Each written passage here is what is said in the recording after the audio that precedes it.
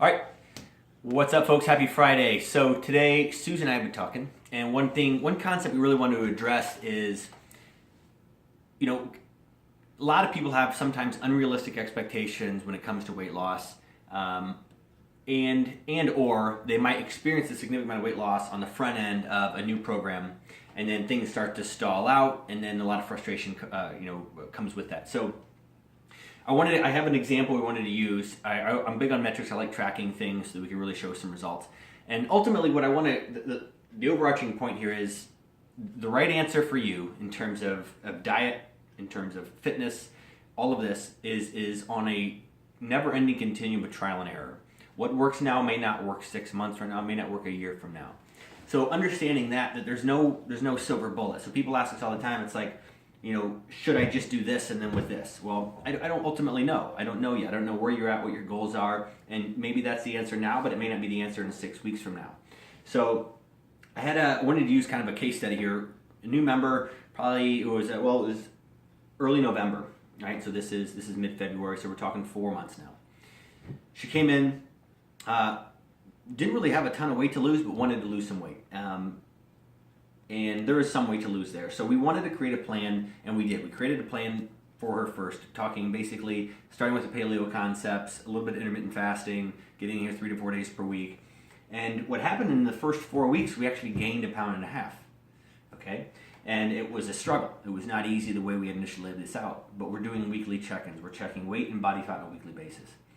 And so what that allowed us to do is over 4 weeks really figure out a plan that not only worked for her lifestyle, meaning I can make this happen, but also started seeing the results. So just a quick look here at this graph, and this is what I like to do. So we have weight up top, body fat percent at the bottom.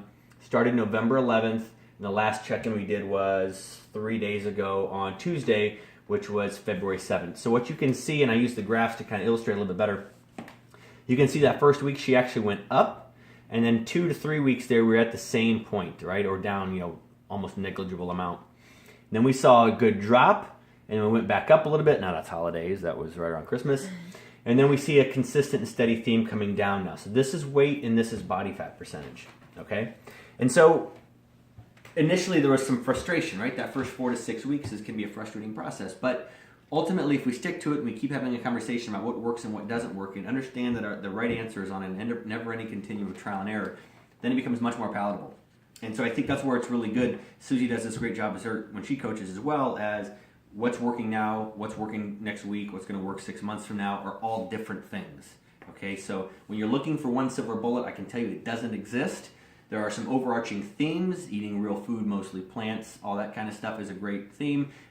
Playing with intermittent fasting, great theme. Drinking enough water, cutting out sugary beverages, that's a great concept.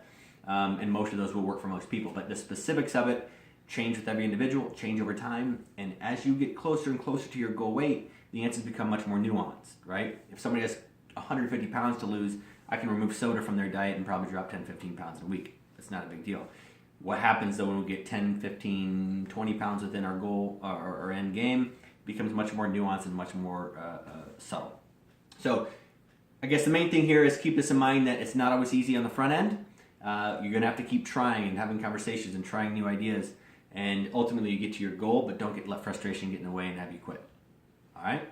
So thanks for joining us this Friday. We'll see you next week.